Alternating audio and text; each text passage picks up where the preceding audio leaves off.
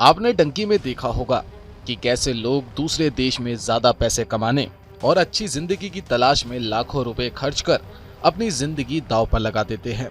लेकिन जब आपका देश खूब अमीर हो, आप अच्छा खासा पैसा भी कमा रहे हो, फिर भी आप डंकी लगाने की सोचें तो कुछ तो गड़बड़ है। जी हाँ, अब चीनी भी अपने पसंदीदा देश में एंट्री लेने के लिए इल्लीगल रूट अपनाने लगे हैं। ये युवा चीन के अस्थिर भविष्य को देखते हुए अपने ही देश से पलायन करने की पूरी कोशिश कर रहे हैं। जिसे जैसे मौका मिलता है वो चीन से बाहर बसना पसंद करता है। अब शायद आपको सुनकर हंसी भी आए, लेकिन ये चीनी अमेरिका या यूरोप नहीं बल्कि डंकी मारने के लिए थाईलैंड, सिंगापुर और जापान का पर्वतीय इलाका पसंद करते हैं। ऐसा लगता है मानो कि good boys go to heaven, bad boys go to Bangkok वाले गाने को किसी ने सीरियसली लिया हो या नहीं, लेकिन चीनियों ने इस गाने को अपने मन में बिठा लिया है। ये चीनी युवा अपने माँ बाप को भी जमकर बेवकूफ बनाते हैं। आलम तो ये है कि टाइम जोन में फर्क दिखाने के लिए अपने परिवार वालों के साथ वीडियो चैट करते वक्त भी ये लोग पर्दा खींचकर अंधेरा कर लेते हैं। इनमें भाग्यशाली लोग तो वो हैं जो कानूनी रूप से यूरोप या अमेरिका जा सकते हैं।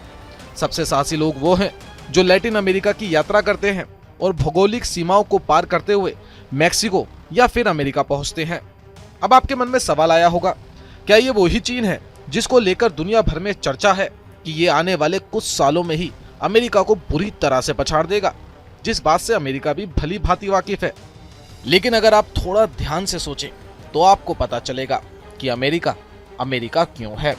अगर आप 2024 या 10 साल के अंतराल में दुनिया को देखते हैं तो मुमकिन है कि अमेरिका एक व्यापक साम्राज्य की गिरावट की तरह दिखे।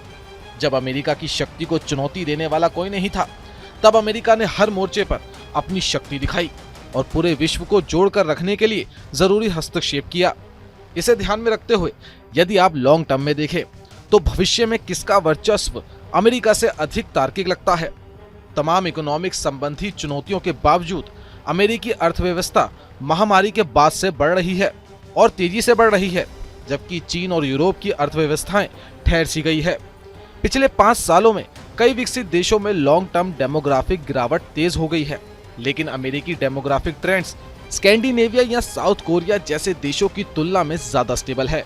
आज पूरी दुनिया की तरह अमेरिका के लिए स्थितियां जटिल हैं, लेकिन क्या कोई ऐसी दुनिया की कल्पना कर सकता है जिसमें एक और विश्व के कई देश अस्थिरता और तानाशाही जैसी व्यवस्थाएं देख रहे हैं, तो वहीं अमेरिका विकास और निर्माण का दौर देख रहा है। अमेरिका इसलिए अलग है क्योंकि वो हमेशा से ही गतिशील रहा है। यही वो चीज है जो अमेरिका को चीन या दुनिया के दूसरे देशों से अलग करती है। यही अमेरिका को अमेरिका बनाता है। लेकिन वर्तमान समय की चुनौतियों से अमेरिका कैसे पार पाता है, ये अमेरिका पर ही निर्भर करता है। Bureau report, news India digital.